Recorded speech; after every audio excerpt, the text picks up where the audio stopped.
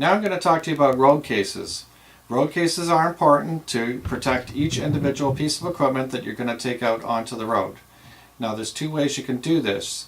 You can either buy your road cases with different sizes from different websites and different manufacturers, or you can make them yourself.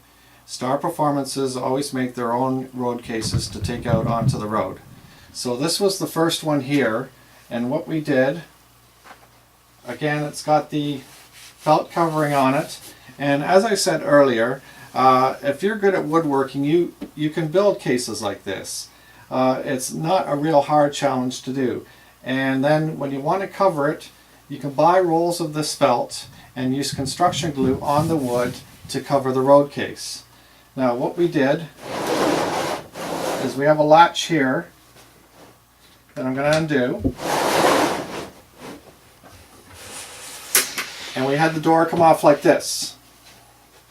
So I've got a tape deck in here and a CD player in here just to use as an example. So this is what's called custom fitting to your equipment. So the tape deck fits exactly in there like that. It's not going to move around at all from side to side or up and down. And the same with the CD player. The CD player has movement up and down like this, but as long as you carry this case upright, it's not gonna fall and damage the CD player. Then what we had is we had a drawer with a mixer that pulled out from here. So with this particular case, we've got the handles on the sides, on either side, and we've got plugs down here, electrical plugs. And then we had a main plug in the back, so we just plugged in our extension cord to the electrical and took off the door, and away we went. So now I'm going to pause the film and I'm going to show you some other custom fitted road cases. So now what we have here is a case that carries 45 records. So again, you have the latches on the front, which undo like this, and the lid comes up and it comes off the hinges at the back. And now these are all the 45s with a divider in the middle. So what we did is we had all the fast songs on this side and all the slow songs on this side. So if you're using 45 records, this is the ideal kind of case that you need to carry your stuff in. I do have one more, and this is the second 45 case here. As you can see, this one's a little bit smaller, and it's still felt covered, still has the handle on top, still has the latch on the front, but the only difference is with this one is I don't have the protective corner covers on this one. So again, undoing the latch, removing the hinges, the lid right off the hinges, and there's your 45s again. So again, we had fast ones on this side and slow 45s on this side. Now this road case here we used to call the coffin because of its sheer size. This actual road case we didn't build, we bought this one this way. So I'll show you what's inside. Again, the handle on the front and the latch is here. And the lid will come off the hinges again, like that. And there you go, you have turntable 1 and turntable 2. There used to be a mixer in the middle here, and then there's jacks here to hook your phono up to go down to your amplifier.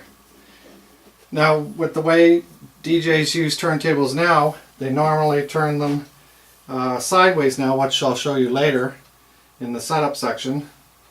So you'd have to get a road case built around that particular design. As I said, building of a road case isn't hard, and if you design it properly, you can achieve what you need it for. Now here's another one we built, and you've seen this piece of equipment earlier. Again, the latch is here, the handle on the front, the lid will lift off and come off the hinges at the back, and there is that mixer built-in amplifier that I showed you earlier. Now here's the other amplifier that I showed you earlier, and we had to have a way to access both sides of the amplifier, both the front and the back. So what we did, we have the handle here for carrying the case, then we have the latches here. So now this is going to be removed like that, and that's going to expose the back of the amplifier there. Then we'll do the same for the other side. Remove the latch, take it off the hinge, and that exposes the front of the amplifier. So then we lay it down under the table just like that, and then we can access the volume controls at the front. We can access the speakers connection at the back of it. This smaller one here holds the equalizer that I showed you earlier. So I'll just open it up, and that's the back of the equalizer there.